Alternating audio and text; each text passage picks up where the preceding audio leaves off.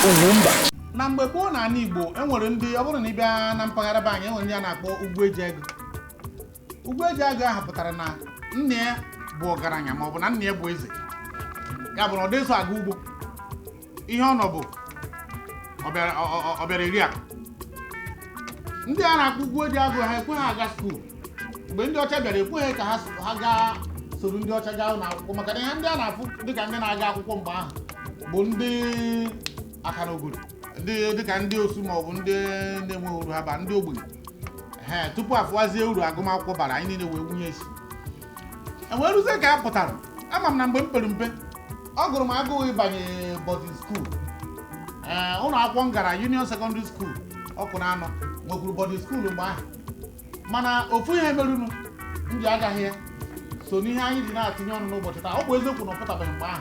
Ihe na-agụ anyị agụụ mgbe ahụ bụ ịmụta etu esi eji fọọkụ na ngaji enu akpụ. Okweghị m nke ahụ na-akọpụ m akụpụ. Mee ntamimo okweghị m. Mana ofu ihe a na-akụziri anyị na ndị nọ na boarding school. Ọzọ bụ ịmụta na o ruo n'ehihie na ị ga na-arahụ ụra. O ruo mgbe a ga-asị na ihe bụ taịmụ siesta ị ga-arahụ ụra n'ehihie. O doo m anya na o ruo n'ehihie ọ ga-abụ nnatagodu echugodu m mmiri dịka onye nọ na vileji. Echucha mmiri imepụ ihe ndị ọzọ ị na-eme ị ga-agba bọọlụ na mgbede tupu ị bịa sie nri abalị. O doo m anya ya mere na m anọghị na boarding school ntu gụchaa secondary school.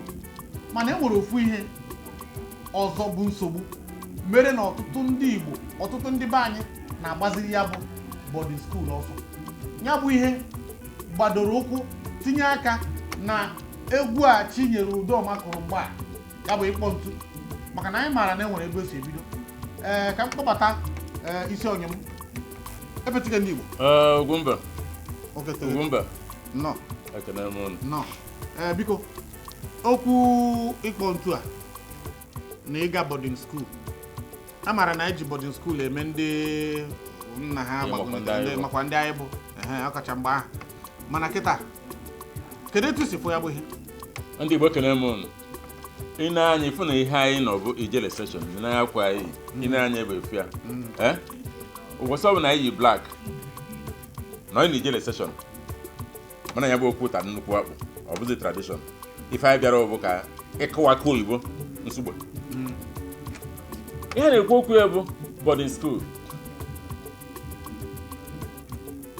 Ụmụaka anyị ụmụ nwaanyị gara boarding school. 70% of them automatically na-aghọ aka. Ụmụ nwoke anyị ga boarding school emekwu nke nwaanyị iche onye boarding school nwaanyị nke a boarding school ụmụ nwoke. Oke ihe president ha bụ na olu nọchọ nọ mmadụ ka ọ mara nwoke ma ọ ka ọ mara nke ọzọ. Olu ka ọrụ ịma nwoke ọ mara nwaanyị ibe. Gị bụ nne na nna ihe afụ the effect na ndụ nwaanyị ọ tahọrọ dị because parents na-adị busy. Nke nwoke amụta ga-esi akpọ ntu nke mkpọri. Ụfọdụ esi kọtị na brize nke ụmụazị. Now ihe ya na-agbarụ wee dupu ya ị nwetara ya and ha bata ihe nelu anya ibirivu na nwa ga-abụgo big boy and big girl ụmụazị emebisi ya. So I na-ekwu ịkpọ ntu a mostly the foundation ebido from boarding school. And onwe ife ọzọ anyị na-eme adịghị mma outside boarding school. Ụmụaka kịta oke o nwere ife program anyị Monday UGWUMBA kwutere ya na oge nke anyị ama na oru tọn ha before ịba school asị gị were aka gị metụ ntị gị. Ọ bụ na aka gị erughị na ya ị naba. Eso m na ndị ikpeazụ emere m nyere first year mụ na aka merughị second year nna m wee maka onye nkụzi ka ọ bụ wee kwe m si n'azụ isere isi ebe a m wee si n'azụ nwa ga aka metụ ntị m maka ahịa ihe akpara akpa asị oke n'orugo asị n'orugo nwe mụta ife because a na-eru dati na-eru kịta ife ụmụazị ụmụ nke a na-akpọ break mgbe ha na-akpọ ya afọ ya ka nkụ ụmụazị ebido bụ mara ihe bụ kwee ekwe ego na-akwụ ụfa ichere ka i wee nwee efe gbagharịa ndị nne ha enwebi nna jebe ụfọdụ nne ha alụ ọrụ nna pụọ ọ bụrụ maka kpoje skuul ka ụmụazị na-amụ gịnị at that age then think up or make the pre-nursery. Do na crèche after crèche, pre-nursery after pre-nursery. Get one nursery and do it. And I want a baptismal name. And with baptismal name, and again have go maza. O maza. Kelum boy you modern name of man. Na fiki baka ha mi fa. Eh? Ihe na abụkọ wedere ndị Igbo mma. Anyị na-emebisi ihe na bastadize anyị mara ihe anyị na-eme. Na boarding school. Ụmụ gị nata ụmụ gị je boarding school nata. Sit them down ka nọ kpa nkata. Okay, na-enata gị ka break braba. Gị na nwa gị nwaanyị, ọ bụ nwaanyị nne, bụ nwa gị nwaanyị gị na-adọ n'ọwa n'ọwa. Ihe njikwe na ofu nwa m na boarding school. Anyị na-ekwu bụ convent. Anglican convent school ka o jere. Anyị ejebe ebunye ụlọ na aka ọ bụrụ na ya na ndị angel na-azọ ọnụ ụzọ ịzọ. Ị mara ọ batara after second year or so, yeah. Mụ travel ka ọ naba school. Ọ na hụ. Mkpọ na-aba. Ọ gịnị mere? M na-esi m na nkwere na nwa asị na ọ ejezi n'ụlọ akwụkwọ ahụ. Ime m kwuru because na Chukwu nyere m ọgụgụ isi. Wee sị nọ ụnụ mmadụ nke ọ chọrọ ije. Mana ọ dị mụ ya chọtata awa na ọ mụ chọtara nke a. Chọtanụ o na mma kwụ ụgwọ ya. Nnata wee kpọọ nwa nwaanyị ahụ dọnọba ya na mgbọ ya dobodo oyibo nwa gịnị melụ gịnị ka ọ wara m ka o doro m anya gịnị na-eme. Ọ sị ndị adị na-achọzi ije that place sị na mma na ịchọzi ijere m mana gịnị merụ. Ọzọ ha m ya that day. After some time ọ gachara months or even years. O wee sị mma mana na school ahụ na 80% of ụmụazị n'ebe ahụ na-aghụ aka. Nke sikọta ihe na-ekwu iwe aka lesbianism na convent school. For goodness sake, or reports on what I because of maybe upbringing, yeah, or because I'm not my parents, yeah, or so bog no yele. Apart from that school, from that day, then I just him day and I'm my boarding school again. Because our time, he had a book came Mota Casey, a guy, Mota Casey, maybe up for a moje interhouse, you make a trauma. You can get a lesbianism and homosexualism in Calais. Na schools. Ne ụmụ gị anya, nwa gị nwoke, nwa gị nwaanyị, kpọkete nso, kpaanụ nkata. Maka o nwere ike ụfọdụ ha abago kọt, ezigbo kọt na-ekwu kọt ụmụazị, na kọt na-ebu egbe. Ichere ịka n'ihe a na-eme. Nwa gị nwaanyị nata, lifestyle echenji, ịghọta ha, ibiribe na big girl ka ọ bụ. Biko nụ, maka ọdịnihu, maka ụmụazị a ga-emecha bụrụ parents, gwazie m the kind of ụmụazị ha ya produce. But in school emebiena teachers in other place enwere ike sị na ọkwa a na-akwụ teachers ụgwọ na ya teachers nwere ụmụ nke ha nwere responsibility ịzụ nwa gị n'ụlọ hụ teachers ya zụrụ gị gem ntị epetike ndị Igbo chidi chidere asị gị data ịzụ nwa gị n'ụlọ ọwụ teachers ya zụrụ gị reason teacher nwere responsibility nke ihe ọbịa ka a na-akwụ ya ụgwọ ọhụ ka ọ bịa zụba nwa gị o nwere ụmụ nke ọ ya azụ ọ bụrụ na ọ dị ọ ka ya plan ka o si wenu nke ya deni ebute nwe ihe ọ na-edebe ọgwụ ya mee nka o mere omeghe gbasara dị ya abalị oso ha dịnụ na a na-enwe prefect nwee ihe na metron nwere metron tiji ọlaha ụmụ family nke ọ ya na-akparị all the hostels ka mara ihe na-emenụ oso ha bịa na bedroom oso ha mere nta na-eme so ihe na-ekwu bụ na gị bụ nne na nna nebara ụmụ gị anya ọ gabara ngụ bido on time zuba tibe mgbu tie aka na abụ n'isi ma ọ chenjere school ọ kpọnata ya n'ụlọ kwesị ụlọ jebe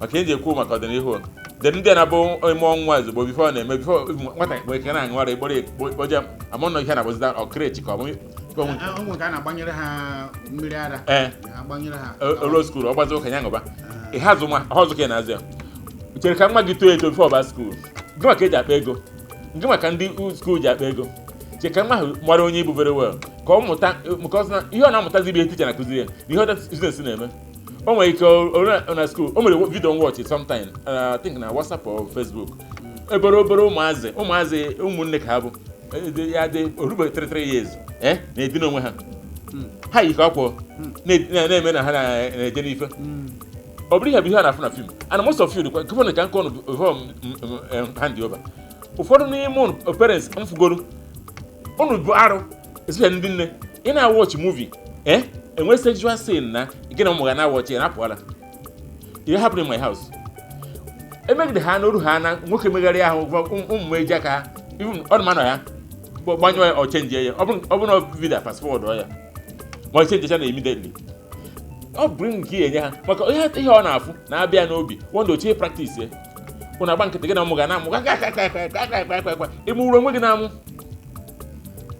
biko nụ onye isi asị nkwa sị m na andatem ya gwa ha bụ maka na fon a na-enye obere ụmụazị akabeghị aka atụtụrụ fon android fon nye ka gịnị wee mee ọ bụ na iwu bụ na ebe ọ nọ niile ijiri fon goo ihe fon enweghị android maka ihe a na-afụ na android ife ụmụazị na-apị na mụ na ya apị nwunye maka echi niile ka a ji ekwu ọ dị mma otu anyị nwaanyị mgbe ahụ tupu nnọọ nwaanyị e nwere otu nwa agbọghọ ọgwụ onye Anambra bụ unu m chọburu ịga mgbe ahụ imebichana ya emebighị m ya na ihe nji laiki ya mgbe ahụ bụ na ọ na-ekwu akpụ okwu ọ bụghị onye a na-agụ aka n'ọnụ tupu okwu okwu ọ na-ekwupụta okwu e nwere nkata mụ na ya na-akpa wee kọọ ọrụ nso m na etu o si gaa secondary school first time experience ya na boarding bụ ịgbagoro na ụmụ nwaanyị erute ebe ahụ ebe ị na-asa ahụ ọ bụghị ebe nke a na-akpụchi akpụchi na ịchịkwasị tọwel gaa mee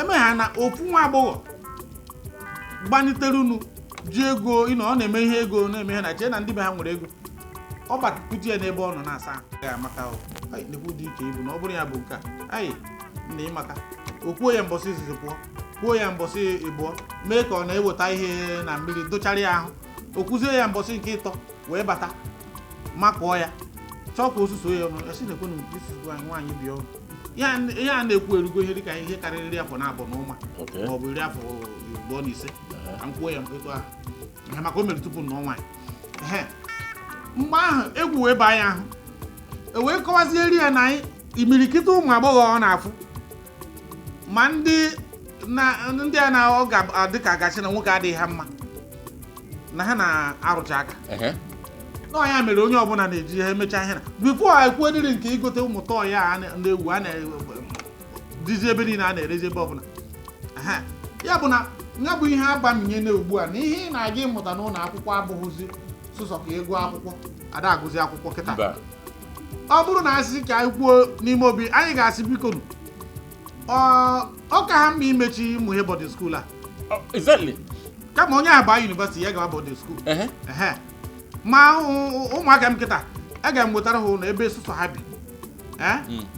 ha bi onye nke ọzọ enwere onye nwunye m nechara anya sị nwụsị mgbe ya biri adịghị ama ihe mere n'abalị mana nke ọzọ na-ala ka ị nọrọ onwe na-emekwu ihe nọọsụ sụsọ ya bi ka o doo gị anya na enwere mbọsị ị kpọrọ n'ekwentị enwere onye ọzọ ị nụrụ asị ya ucheje na onye a nọbeghị eme gị maka na ọ bụrụ na ị na-ene anya na nọọ nwaanyị ikekwa ọnata nwaanyị bịa na-achọta ya chọtakata ya ị ma na-apụọ na ha na-aga ịrụ aka ya bụ n'ezie ha anya ọfụma ndị nne na nna biko anyị na-achọ ipecha ọnọdụ a mana onye ọbụla zụọ ụmụaka ya ọfụma ma mgbe ahụ ha tolitere ichere na ha abụrụgo ihe na-eneru ha anya adịghị ama ikekwe ịba na akwụkwọ nsọ kwuru amakwuru m na ọ dị na akwụkwọ nsọ n'mbọsị e nwere amụme Chineke pesin na agụrụbeghị m nke ahụ ha sọmbọdị wee wepụta na ọ bụrụ na ebughị vejin na-ekwesịghị ịkwụ ụgwọ isi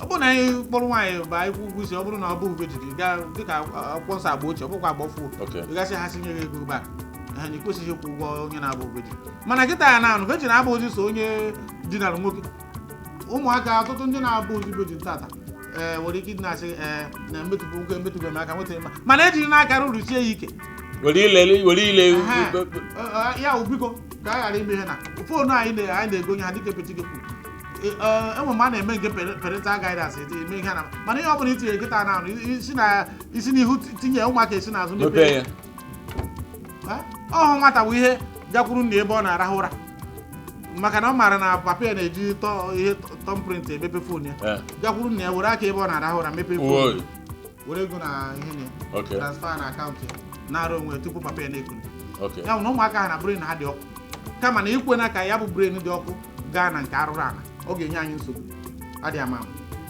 aha mbụ Mike Olugbo ana m asị ya gazie n'ịpịachi nke m biko na o nwere ihe ọzọ m chọrọ ịyọ parents especially ndị nna genụ ntị most of ụmụ gị nọ university ịmụrụ school ha nọ enwe ka jụọ gị esi ya esi ọ nọ Nnamdi Azikiwe ọ nọ Chukwuemeka Odumegwu ọ nọ Enugu State University ị gabeghị for the first time dị mara ihe ọ na-eme ị na-achụ ego ịchụgburu onwe gị n'ego gee ntị read my lips ichuru onwe gị n'ego. That's why mothers they take care of over our families. Because all the command ha na-eke more. Can call on something. Mụnwa outside ụmụ mụrụ amụ enwe m so many ụmụaka nna azụ ha ncha bụcha ụmụ m mana na ka si eme ha nọ skuul dị iche iche nkwado ha magba ụbọchị na-abịa oge n'ofu skuul ọbụna ụmụ ha dị ịnọ nkwado abịa m mbịaluo ife ọzọ ma jụga ebu na mmanụ na hostel gị ke adreesị nye mmebuzo na ya adreesị before ka ebe nọ mmanụ na hostel gị in the next 5 minutes kwe and ha mana nkwu ha na 5 minutes anọ na school abata n'ime dọla na tinye m mmiri ka ṅụọ nye m nri ka nrie ewere m anya mmanụ nwere bọsas nwoke ko ebe ahụ mmanụ nwekasị ụmụ ihe ụfọdụ ajọghị ka obere onye na-eto adụ ese m o ji wee bụrụ na o jere gwụ ya ọbata ya were fonu gị a kpọọ m imere nka minu ọ bụrụ na o jebe runs ike na ha na ọka ojebe Ọnịcha ọmụmụtata den ọkwa ma omecha kọl m ebe o jere ihe aka na-agba ọzọ gị bụ nna nọgide hapụ biznes jefu nwa gị na skuul ọ biznes ka ọ bụ maka ụmụazị ifuru nya ha wa future insurance ịhapụ ife ị na-eme zama gị dres ebe ọ na skuul ije anọhụ nke iru ha na 1 minute na maka times ndị anụmanụ nọ 2-3 days ndị egotere ihe ife asị nna gote ezigbo ife ha yiri gote nke ihe so enu echi niile kwa o nwere ka ụtụtụ fam ụtụtụ ala ndịkwa m na nna ejere nke Mike wee sị ka m bịa mara ka unu merụ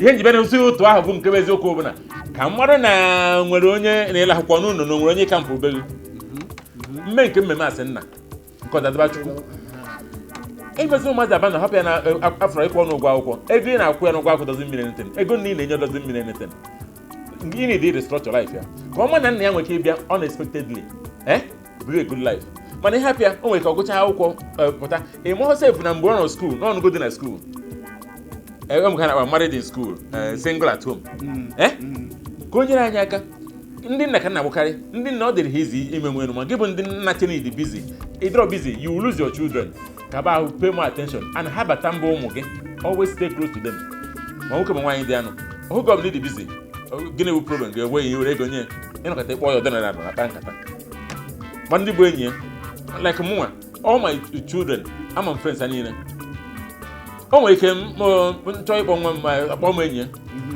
ya ka ekere m biko nyere uwe m nwa nwaanyị fon o were fon nye ya ma ọ bụ na ọ pụrụ apụ oke ọ bata si anya were fon ga-akpọ m ime na mifa I'm trying to let them understand ka onye enyi nwa ya makwuo that na this man cares for them mkpọ nwa nwaanyị si ya were fon nye enyi nwaanyị reason maka future mmecha nke mmemme akabagoro m nka mara adịsị aka m dekọ young bobo ịmụgota ntona ị na-anya na aka na shine o nwere mgbe ọ ya eluo ụmụazị ahụ will take care of you because ha mara you took care of them emezina don't abandon your children again ị na-eweta ego na-eweta ha zụ ụmụazị most of fathers are not present in the life of their children ụfọdụ mụ na ha eje PTA meeting ụfọdụ mụ na m even secondary school na primary school ụmụ gị jere maka chifonote ịmapụ ahịa wepụta time onye egwu gị jee nwa school ha ma ticha ha jee PTA meeting ịnọ na ijekwu na school ha ma ndị nọ primary ma ndị nọ university ka ha malụ that na nna ha dị kere dịba anyị kene m ọ dị mma ọhịa ga-adị ka ewe amaghị ya a na-asị ụnụ itekwe mgbe na-abịa ụnụ fọrọ mee eyi ugogbe anya tata itekwe mgbe na-abịa epeti ga-egbufu okwu ka agụ ahụ dị ya n'isi ka mara ka ọ ka bụ yọng gbogbo ka Chineke mezie okwu Ogwumba ndị Igbo ngwa ka ọ dị UGWUMBA